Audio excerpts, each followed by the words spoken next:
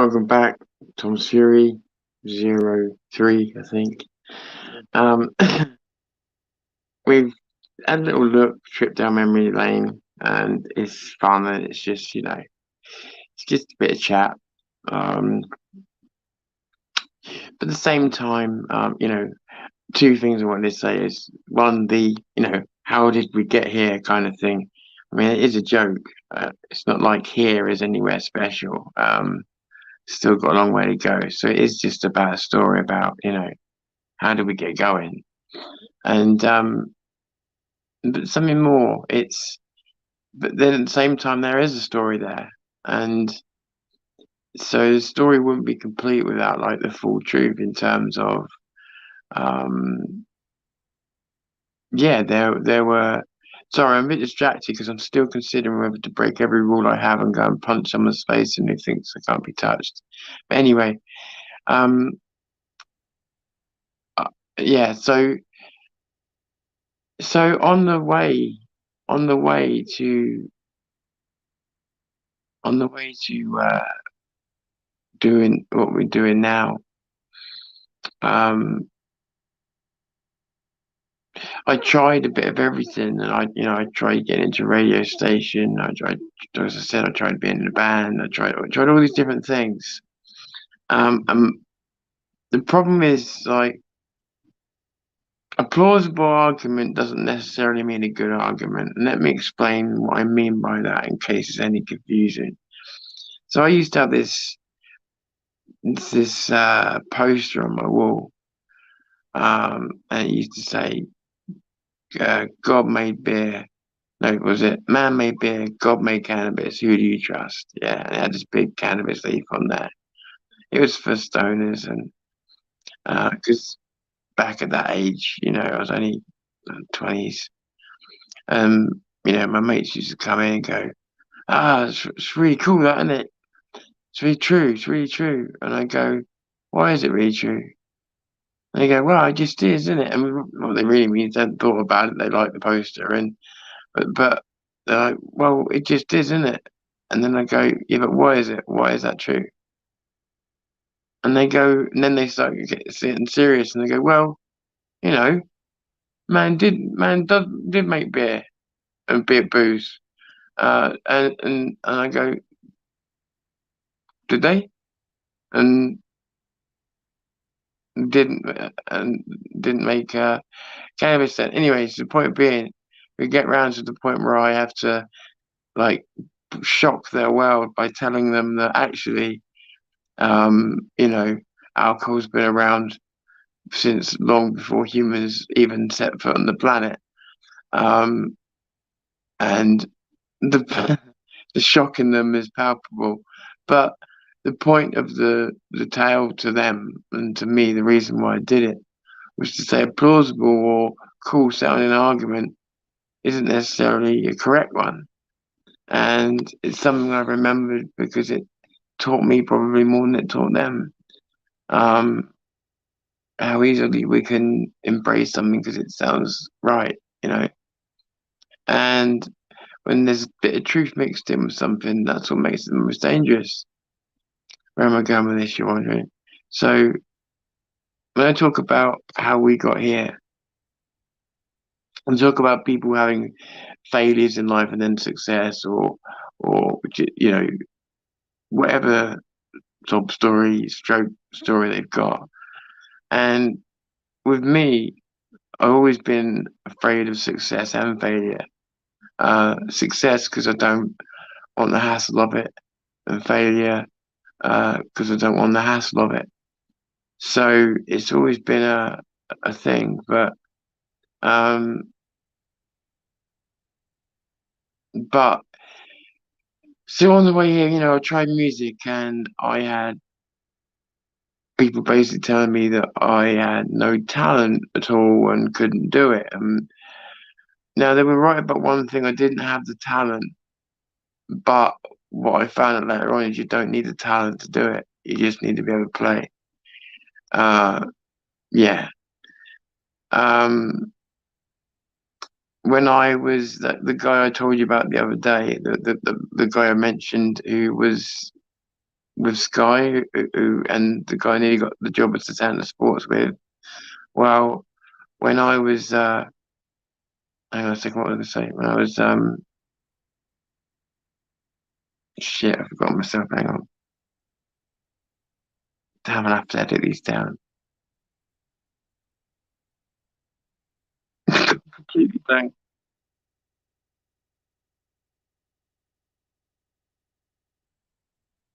Damn. Oh, yeah. So when I started making videos, I hadn't heard from him for a while, and he started speaking to me. And he used to know, he was taught at college just a year before me, but back then they were splicing videos to do edits and stuff like that. The year I went up, they went digital. And when he went to Sky, they would splice and tapes and doing stuff that way. And then over the course of time, they went digital there with that as well. And what I realized was he had no digital ability whatsoever, none. Uh, for all his technical abilities, he just had no digital ability. So, it was much to his shock when he was telling me, how certain things worked on the internet, that like what a codec was, that I was telling him to stop boring me because I've been using them for years. Anyway, um, so codec stands for compression decompression, by the way. Um, so the thing was that he saw a video of mine one day, and I was expecting some tough love and some critique. But he basically slammed every single choice decision and everything that was in the video, and then told me, um, and then sort of tried to sort of tell me it needed some work. But had the assessment of it been true, that as in, if it was as bad as he said it was, then there's no amount of fixing that could have worked. It's just that bad, which probably was. I think it was one of the first videos I made, so it was possible. Um, and but pretty much every idea I had was lame, pretty much, as time went on, or not worth doing, even though it was my time. But every job that was a dead end, boring job helping him was worth doing. and and then there's other people in computer jobs, and they've told me that I wasn't good enough to do the job with computers, and that was the one job where I knew what my abilities were. Um, and despite being told that I wasn't smart enough to do it, I became a computer programmer in their face. Um, and the guy that helped teach me, um, yeah, we had a good relationship, and we both went out for fuck you drink over that, because we both knew right from the beginning. And I was making some serious programs for some big companies. I didn't get big wages. I was young, but I got some. Post of sorry, companies you still know now. Post office, Sky, QVC if they're still around. But people like that. Um, like I say, not big money. It was youth training scheme money, but it was what I thought at the time would be valuable experience. But point was, all these different times I was told, no, you're not good enough. Told by my friend who I made these audios and videos with, that I couldn't sing. He was mostly right, although for a moment during my 20s, I found a sweet spot where I actually could for a while. But then I kind of damaged my voice and then fucked it all up again. But, but not a natural singer. Um, and the only thing he's ever said that was useful, but at the time it was torture, was that I had a personality of someone who should be famous. It's famous was his way of just saying you should be doing something creative, and but none of the talent. And yeah, it was kind of a comment at the time, but because it felt totally true, and the truth of it stung and hurt. I was like, because I knew it. I was like, yeah, that is the problem. I've got I've got this drive to be creative, but I can't, like, can't. But don't forget, I'm measuring myself against a guy who is in him, who is a naturally talented. Pick up a guitar, learn to play the guitar in 3 hours, and then once he's learned to play the guitar, he'll play any song he listens to within one or two tries of hearing the fucking song. Just and then go and mix it all and everything himself. I mean, just then he'll go and play the cello. Then, just a fucking genius in terms of music and putting it together. So, I was putting myself up against this guy as being the measuring stick, and Jesus, what more the measuring stick. So, and it wasn't like, then I started playing with a guy. That sounds wrong. I started playing music with a guy called Neil, who I said to you, the guy that tragically isn't with us anymore. And his ability with a guitar was a little bit better than mine. Oh, what's happened? Something has just happened. Oh, his ability with a guitar was a bit better than mine, but his singing was worse. And so we got together, and I used to say to him, "Stop fucking singing. It's terrible." But I used to let him sing anyway because it was fun. But um, it was when I was with him, and I realized that we both cared enough that we weren't making the greatest of music, but we were making music, and it was like it felt good and it was timed really well. And I couldn't understand why I had this timing with him I didn't have with a guy who was so good with music. So I remember going to speak to the guy with music and saying to him, "Do you actually enjoy music being as good as you are with it? Do you get any pleasure out of it whatsoever?" And he said, "No." He said, "No, none." I said, "Yeah, I thought so." But the moral isn't, sorry, that's not the moral of the story. I went off on a bit of a tangent. The moral of the story is all these people told me that I couldn't do anything because I lacked this and I lacked that and I lacked this. And the one thing that I didn't realize about all of them, even the guy with all the talent that just talked to you about, even him, because the one thing I was doing that he wasn't expecting, and I didn't even realize because I was so naive, was I was writing better stuff than he could and didn't know it. And he was using it, taking credit for it. He admitted this to me. I mean, it's not, it was good that he admitted it to me, but and just using stuff, using stuff, and saying it was him because he was kind of embarrassed that it wasn't, I suppose. And was sort of frustrated with himself because he couldn't come up with stuff. But I always felt like we were just a chemical mixture, and you had to combine the two of us together to get the best out of it. But I found out there was this kind of envy there, and that there, the guy from Sky, I was digital, he was analog. I was coming in, he was going out. I mean, when you look at these things retrospectively, you realize that I was one thing in common to all these people. I was a threat. I was a direct threat to some of their jobs because I was directly coming up, and and I was below them. I was, in other ways, I was making, whilst they could make me feel like smaller than them, then they could always feel bigger than me, no matter what a failure they were in their own life. And me being naive, stupid, the way that I have been at times, I believed it. I listened to it because I believed that why would they tell me anything? Okay, I might believe someone might just not be able to tell something's good. It's where you get a second opinion. But I mean, the way that they were doing it was, breaking it down professionally, is that, and I realized, they were mixing truth in with a lot of bullshit because the bullshit was, you're threatening me, and I'm never going to tell you to keep going with certain things because I'm absolutely scared shitless that you're already creeping up on me and you've been doing it 3 weeks, So and I didn't listen to myself on any of those times.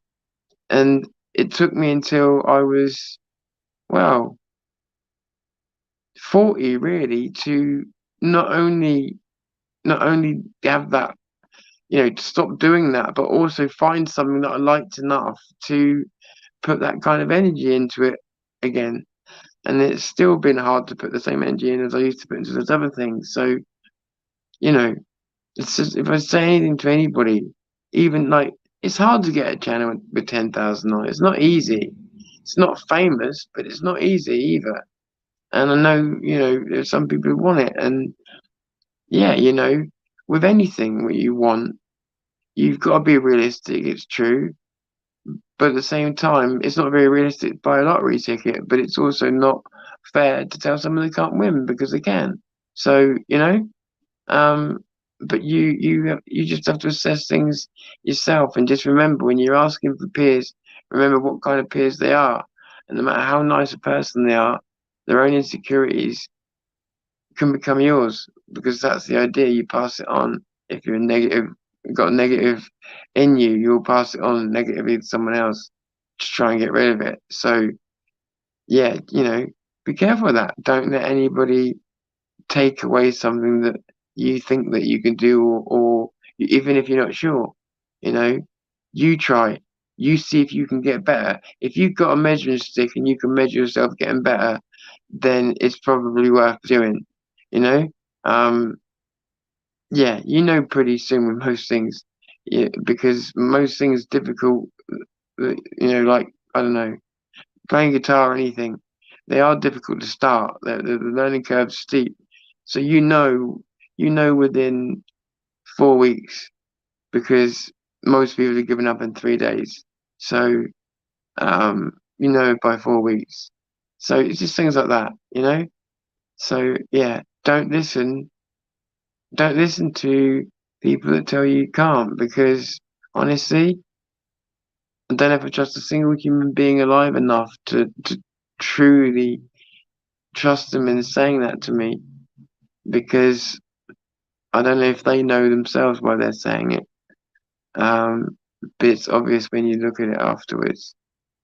But yeah, regardless of the truth, just don't listen to it. Just, you know, I learned to video edit and use a video camera, not by reading a manual and not by sitting studying YouTube videos, but because I wanted to make a video, and I knew that I needed a video camera, and I knew that I needed a program called a video editor. So I bought this one called Pinnacle Studio 9, and I put a disc in, installed it, and I don't honestly remember ever learning to use it. I just remember using it. Um, and I think that's not due to my amazingness.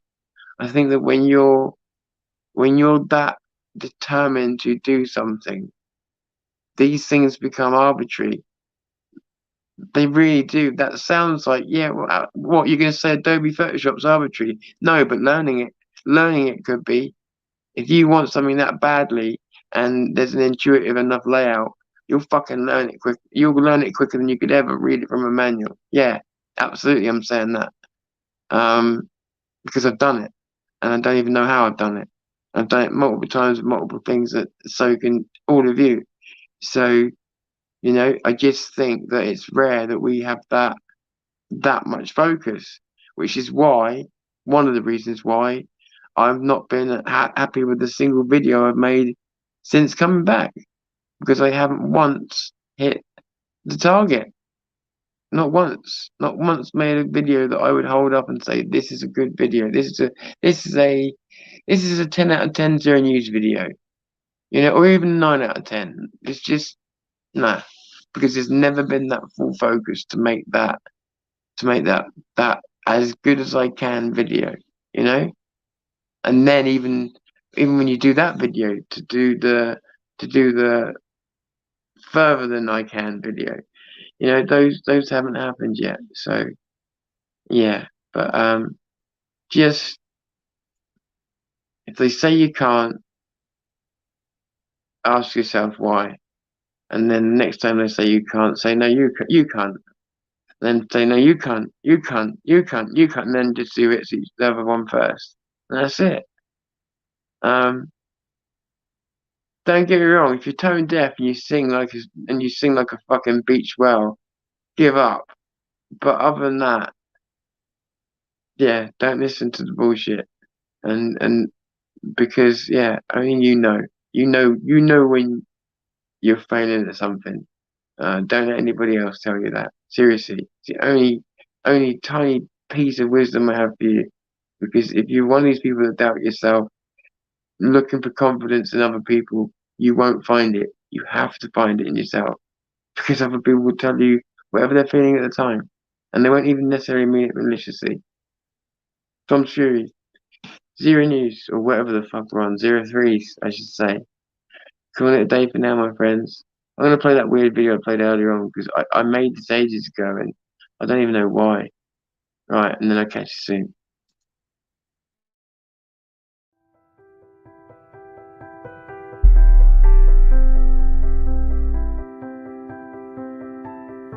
In this place, I'm free.